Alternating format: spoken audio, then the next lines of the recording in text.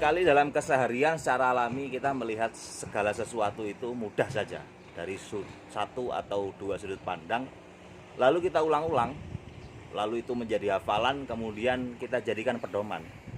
Menurut kita itulah yang paling benar. Padahal kita lupa, di luar siklus atas masalah yang sedang kita hadapi ada banyak elemen yang berbeda, terus saling berinteraksi dan selalu bertambah.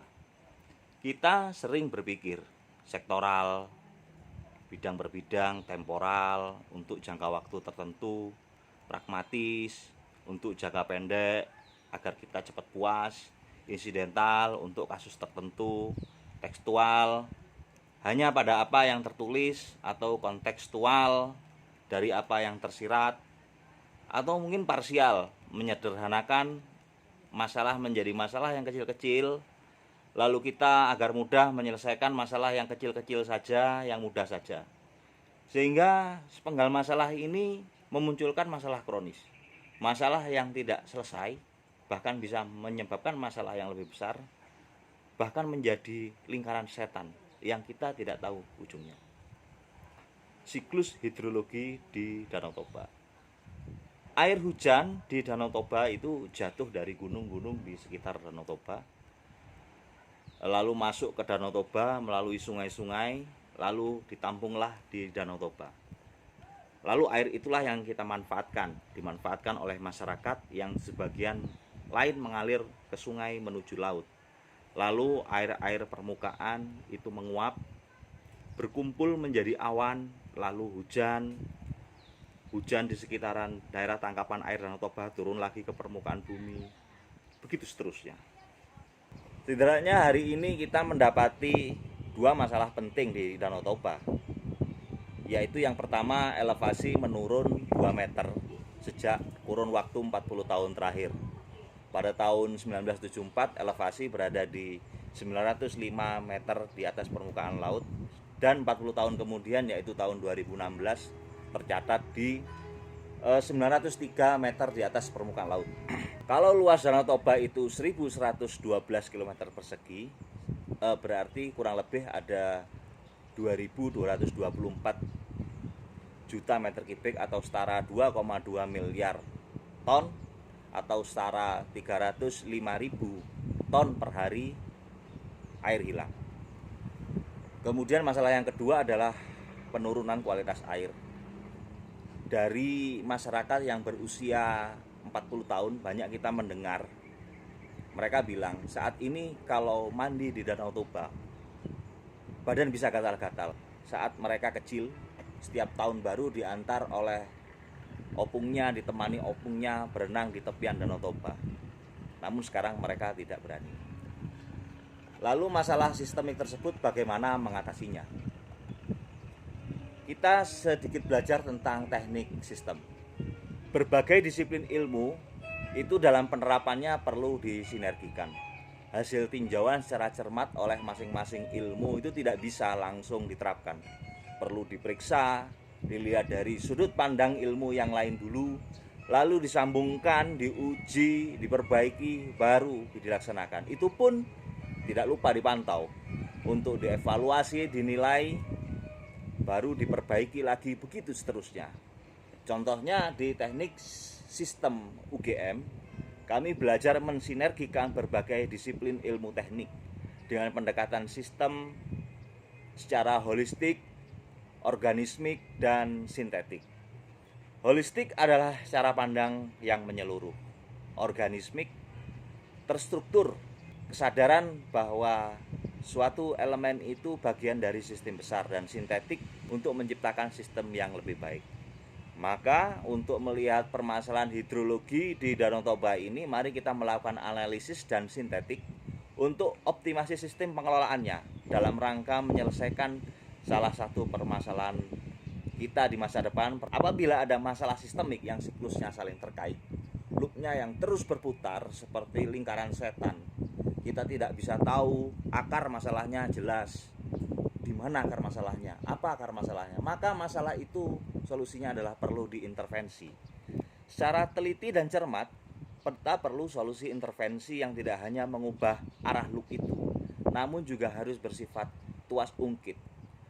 Kita tahu tuas ungkit itu fokus pada satu titik saja, kecil saja, tidak perlu besar-besar, namun sanggup memindahkan sesuatu yang lebih besar.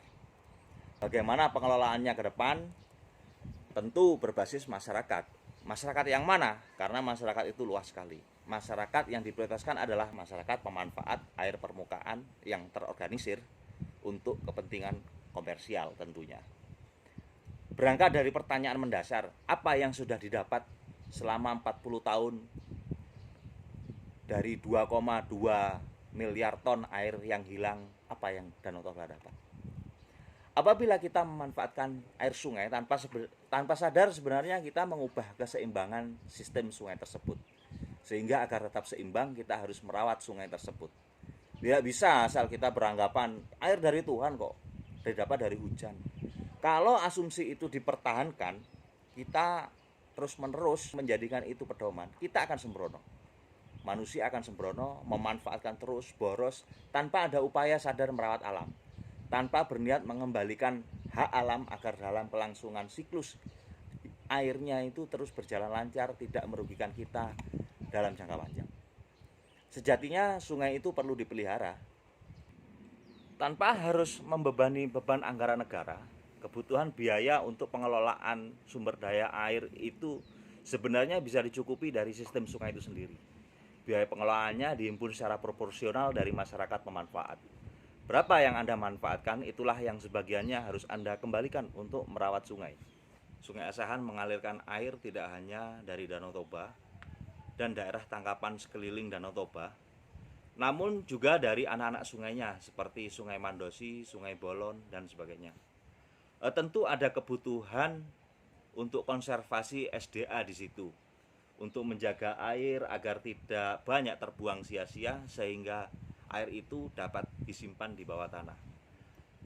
Kita perlu menambah nilai operasional dan pemeliharaan sungai dengan mendayagunakan sumber daya air, tidak hanya memanfaatkannya saja, misalnya dengan membangun sistem untuk memantau kualitasnya. Kita perlu membangun sistem informasi sumber daya air karena airnya telah banyak yang kita manfaatkan.